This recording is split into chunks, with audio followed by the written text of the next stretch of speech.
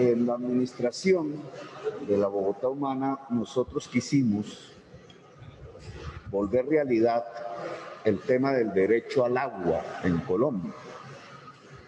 El mecanismo que utilizamos fue el concepto de mínimo vital. ¿Qué es el mínimo vital? La cantidad de agua que una familia tamaño promedio, que está en 3.8 integrantes para todo el país, necesita para vivir, para su aseo, para su comida, para beber el agua potable. Nos dio una cantidad por mes de 6 metros cuadrados, bimensual, que es el caso de Bogotá, 12 metros cuadrados, en metros cúbicos. Sí, de matemáticas y geometría de quinto elemental. 12 metros cúbicos. Evaluamos cuánto podía costar eso a la empresa de acueducto y alcantarillado. Obviamente implicaba un criterio de segmentación de la población. Lo hicimos para el estrato 1 y 2 de la ciudad. Más o menos 800.000 familias, más de 3 millones de personas en la ciudad de Bogotá, e implicaba una disminución de las utilidades de la empresa de acueducto y alcantarillado de la ciudad. La experiencia duró 3 años y aún se mantiene, aunque la han debilitado, lo cual demuestra que es posible en Colombia, a escala nacional, establecer un mínimo de consumo de agua potable gratuito. ¿Por qué hablo de esto?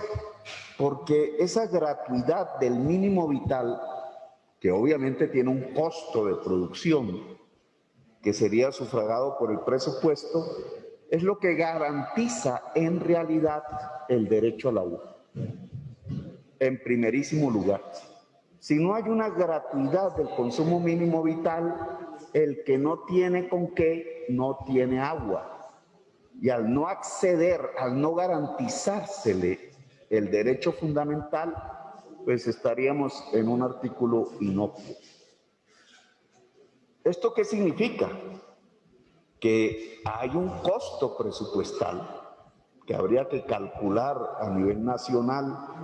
Puede introducirse el concepto de progresividad, dado que no se puede hacer de un año para el otro, y tiene que introducirse el concepto de calidad real del agua potable.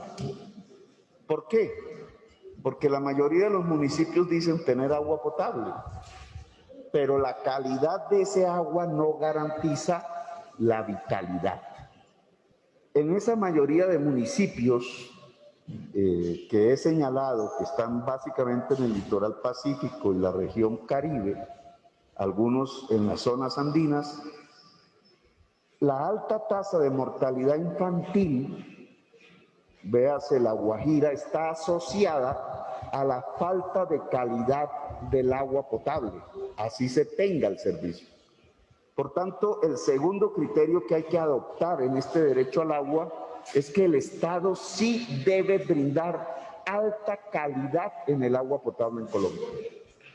Yo voy a votar afirmativamente el que se estatuya el derecho al agua en la Constitución colombiana, pero indudablemente si se supedita al concepto de estabilidad fiscal, de cuantía de dinero para resolver ese derecho, pues estamos volviendo el derecho inocuo, porque el derecho al agua potable es la otra cara de la moneda del derecho a la vida. Y es como decir que un Estado no puede garantizar el derecho a la vida porque no tiene dinero.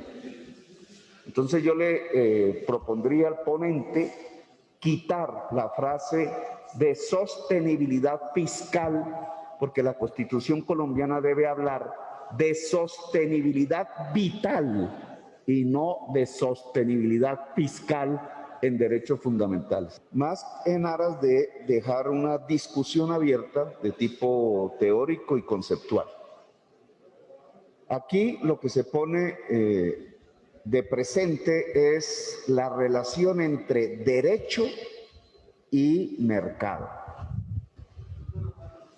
Como ustedes saben, una ideología, tal cual se define una ideología dominante en el mundo, hoy destruyéndose, concibió que el mercado por sí mismo podía garantizar el derecho. Es decir, que el mercado era capaz, sin mayor ayuda, de garantizar el derecho. A eso se le llama neoliberalismo.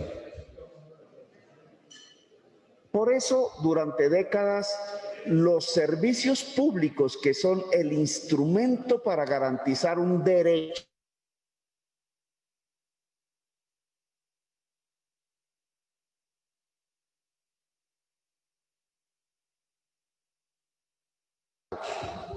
¿qué significa eso? Teóricamente, que el bien se vuelve una mercancía y tiene un precio de mercado.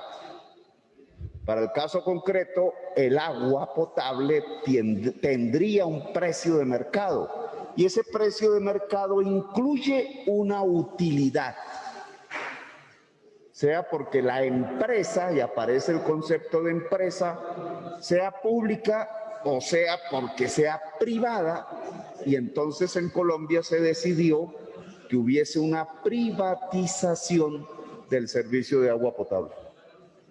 La privatización implica, en teoría, que el empresario privado debería acometer las tareas de inversión que garanticen la calidad del agua potable, es decir, de la mercancía, y las inversiones de expansión en el caso que no hubiera personas cobijadas por el mercado. Eso no fue así en Colombia.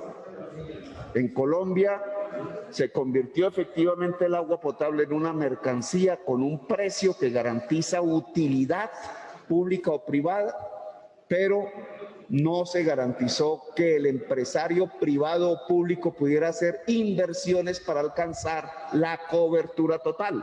Luego, el derecho no se garantizó. Es decir, el mercado no garantiza por sí mismo el derecho. El neoliberalismo estaba equivocado. Aquí surge una pregunta, y bien lo ha dicho Santiago, creo que en su intervención, y otros. Y entonces, si va a haber un consumo mínimo vital de agua potable gratuito, hablemos de 12 metros cúbicos, eso sale del mercado. Significa que el Estado tiene que acometer vía subsidio, hay instrumentos diferentes, vía subsidio, vía gestión propia, el que una parte del derecho no queda cobijado por el mercado. Eso obliga a una institucionalidad diferente. Por ejemplo, y lo dejo aquí como parte de la discusión, en medio del COVID, las empresas de acueducto de las principales ciudades del país debieron haber garantizado el consumo mínimo vital para la totalidad de la población. No lo hicieron. Ese hubiera sido un mecanismo entre varios, pero importante, de sostenibilidad de la familia en la cuarentena. No hubo esa política. ¿Por qué? Porque se sabía que si se hacía, no habrían utilidades. La pregunta que uno tiene que hacerse es, en el agua potable, en lo que tiene que ver con el consumo mínimo vital, ¿tiene que haber utilidad? Si ustedes examinan las cuentas de la empresa de acueducto de Bogotá, encuentran que la principal erogación es el impuesto de renta que se le paga a la nación. ¿Por qué una empresa de acueducto sobre el agua potable tiene que tener impuesto de renta? Porque tiene que tener utilidad. ¿Y por qué tiene que tener utilidad? Porque estamos viendo el agua potable como una mercancía, no como un derecho.